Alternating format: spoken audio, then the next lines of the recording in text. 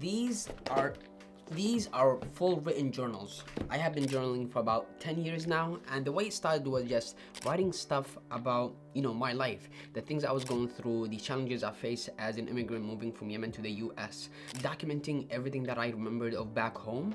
And then slowly I started writing characters about people and events that I did not meet nor did I experience. So I decided might as well just start writing fiction. I started writing fiction, and it gave me the freedom of just not worrying about whether I was writing is true or not. Continued journaling, and what I noticed was that I wasn't only documenting my life, I was actually getting better as a writer because of journaling. So, hi friends, my name is Mohammed and I'm a writer, and in this channel we explore tools and habits that help us embed writing and reading into our busy life so that we can tell our own stories, stay creative and clear-headed. And in this video, I want to talk about how journaling can help you with your own writing, get better as a writer, explore characters, and all the things that make a story through journaling. But first, what is so powerful about journaling in relationship to writing? And I think there are three main things. First is that it helps you, or it gives you the opportunity to write ideas without fear of judgment, without limitations, or without you thinking about what other people will think about the writing itself. It's sort of the purest form of writing because you are doing it for yourself. Sometimes about yourself, sometimes it's about a story that you are writing, but the main point is that there are no boundaries or psychological worries that you have while you are journaling about whatever topics that you are thinking about. The other advantage of journaling is that it helps you discover your voice, and this is something every writer is questioning or asking or even going after. What is your voice? You read books or authors that you tend to return to, read all of their books, and when we read their books or when we go through the whole list, it's not because the stories are good. It is. That's like one of the main points. But also, I think we keep returning to the voice of the author that makes us feel a certain way, and we just love the way it makes us feel. And it's that tool, the voice, that every aspiring writer tends to look for in their own writing. And this is why we keep imitating writers that we admire, is because we are trying to find our voice through theirs, because we are in love of the way they make us feel. And the honesty behind journaling and the freedom that it gives you, the more you do it, the more you will be in tone or even in peace with the way you are writing. You will be able to understand what you like to emphasize on, what you de-emphasize on. Your writing voice will sort of come out between the sentences that you are writing, and especially if you stay a long time from journaling and then you reread the stuff that you already journaled, you tend to see the things that you care about and the way you speak about them and in what tone. And it's from all of those things is where you get your writing voice. Now, I'm not saying that you'll start journaling and then there's a moment in time, maybe a year or two after starting, you will stumble upon your voice and then you're like, hey, this is my voice, and then you'll just carry on. It is not that. I think it's more of building that intuition that makes you you. The third advantage of journaling, it helps you build the writing habit. And this is something we are all struggling with. And you will struggle with it when you are a teenager, as an aspiring writer, when you are in college, after you get college, when you get married and you have kids. I have struggled with journaling throughout since I decided to become a writer. When I was in college, I was working full time, I was in school, I had so many programs I was a part of, and so those used to be one of the excuses I would tell myself when I'm not writing. Now, I have a 3-year-old, I'm married, I have a full-time job, I have this YouTube channel, so there are more excuses that I can tell myself that will prevent me from writing. But then when it comes to journaling, it is not the same amount of commitment. It doesn't feel as heavy as when you are sitting down and writing a story. I just pull out my notebook, I'm on the train on my commute from work or to work, during a little bit during my lunch hour before bed. Journaling does not have that heaviness that a writing session has, but it's also a segue for you to introduce this sitting down writing session. So if you have not been writing and you want an easy way back into that writing habit, journaling is a good first step. Because I think what we tend to do when we want to get back into doing things that we haven't done in a while is we go full steam because we watched a motivational video or we met someone that inspired us. And I think that's a wrong way to do it, because that motivation will deplete and we will not get that fuel that we felt initially that will carry us over a long period of time. But the better way to do it is to accomplish less than what we expect ourselves to accomplish. For example, if I think I can sit down for a writing session for about, 30 minutes, and I haven't been writing for the past 3-4 months or whatever the case might be, then I will just write for half of that expected time, maybe 15 minutes, maybe 10 minutes. Because what you are after is that sense of reward in the very beginning, then the actual content quality. So after a while, after you've done it for a couple of days, a couple of weeks, and you are confident that the writing habit is starting to lock in, you have a certain time that you have made available to write, your sort of internal mechanism is reminding you before the time kicks in for you to sit down and write, or that you have to do it, then you can increase that 10 minutes, 15 minutes into 20, 30, 45, whatever time you have available. But the question still stands: how does journaling actually makes us better writers?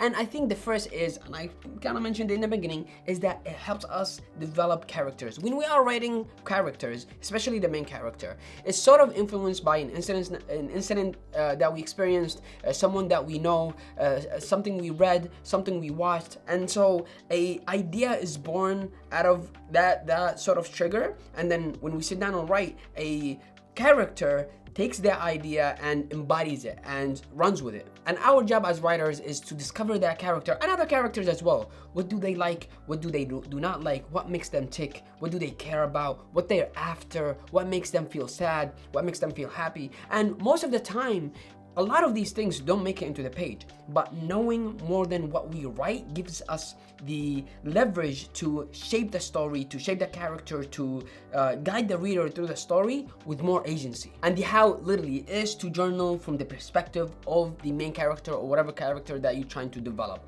Because entering that psychological state of mind will give you the leverage of exploring their world and making the assumptions that you might have had about them. So for example, right now I'm writing about a character who visits Yemen for the very first time. Now, I was born in Yemen. I never had the experience of being born elsewhere than visiting for the first time and looking at it as my parents' home country and I belong somewhere else. I've never had that experience, but I wanted to write about a second generation American, Yemeni American, who is visiting his home country or his parents' home country for the very first time. And so what is that like? And the way I would journal about this character from the character's perspective is that I would literally imagine myself being in Yemen as that character and write, today is the first day of me being in my parents' home country in Yemen, and this is how it felt. And I would just write, this is what I saw, this is how it made me feel, this is what checkpoints are like, or make all of these things sort of gives me information, gives me content, gives me perspective, and it makes the character have a shape in my mind. This way, when there's an incident that's happening in the story, I know better, or I have a better idea how they will react, what they will say, that will make sense, not for only the reader, but for the story itself. What journaling can also help with is clarifying the dilemma of the story. And I think I write about this more than anything else when I'm sort of struggling with the story. I will journal about narrowing down what is the dilemma. What is this main character's main conflict? What they're after? What do they want at the end of the story? What transformation that is going to happen? And I don't tend to do this in the very beginning. I do this only after the first draft. The first draft for me is the way I discover the story itself. If I journal about the story before I sort of write the first draft, then it takes away from the fun of discovering the story. Because when you write without knowing what's going to happen next, there is this sense of unveiling that happens when you are just, every day doing it at the same time, doing it for the same amount of time,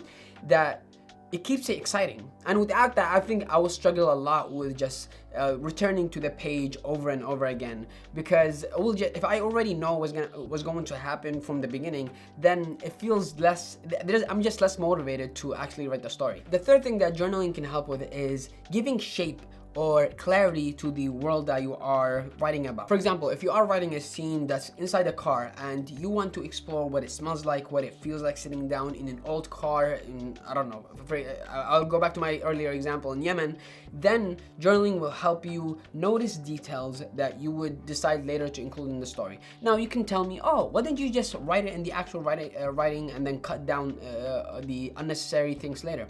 You actually can. That is one way to do it. In the story I mentioned earlier, it takes place in Aden in South Yemen, and it's after the civil war, and so there's a lot of destruction, which I saw firsthand when I visited 3 years ago. And what I noticed is that when I'm writing, I'm focused on moving the story forward based on action, because it's a different mode of just thinking. But when I'm journaling, I sort of take a step back and I'm able to remember things that I had forgot that I saw when I was there 3 years ago. And so right now I have a lot more content to decide whether I include it in the story or not. And most of it honestly did not make it into the story, but the just practice of journaling itself gave me that leverage. It gave me the privilege of, deciding whether to include it in the story, whether it helps the story or it doesn't. If it distracts the story movement, take it out. But if it helps the scene, then include it. So right now you are probably convinced, I want to give journaling a shot. Maybe it will make me a better writer. How do I start?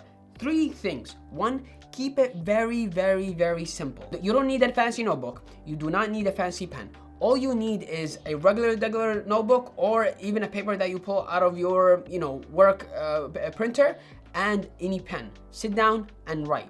Now, when it comes, what do you write about? There are 2 ways to go about it. You either write about anything that comes to your mind, and if you sit down undistracted, turn off your phone, and you wait there for 5 minutes, something will come up. And once you start writing, try as much as you can not to lift the pen off the page. Just keep writing, even if you switch topics, even if your mind start wandering about anything else, just keep doing it. Remember, in the very beginning, all you are looking for is for the habit, not for the content. The other way that you can do it is to do a stream of consciousness prompts. You can pull these out of the internet, look it up. There are millions of books that are written literally just prompts.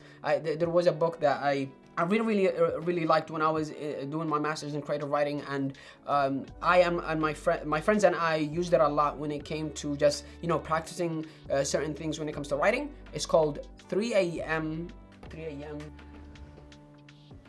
Here we go. It's called 3 a.m. Epiphanies. And this is a great book that is just full of prompts. And you see I have it coded here based on topics and things. And it never disappointed me. Every prompt there is awesome. It gives you a way into a story. And some of the prompts that I have done from this notebook, from this book, have became short stories. And that was actually going to be my second thing. Use prompts. First is keep it simple, notebook, pen. And the second is to use prompts. The third is always read and reflect. When it comes to journaling, what we tend to do is journal and then just leave it behind, and we never have to think about it again. When we journal, then read back what we wrote. That's where we understand ourselves, what we cared about a few years ago, what clutter tends to busy our mind. In journaling is where we make those discoveries. Now, when you are journaling about the writing itself, you have to go back to reading what you have wrote so that you can choose what you think will be appropriate for including the story, or what you think is going to be an extra information that will distract the reader. That's it for this video, and if you enjoyed it, then you will enjoy my video on the 10 lessons I learned from 10 years of journaling right here. In the meantime, thank you for watching, and keep writing.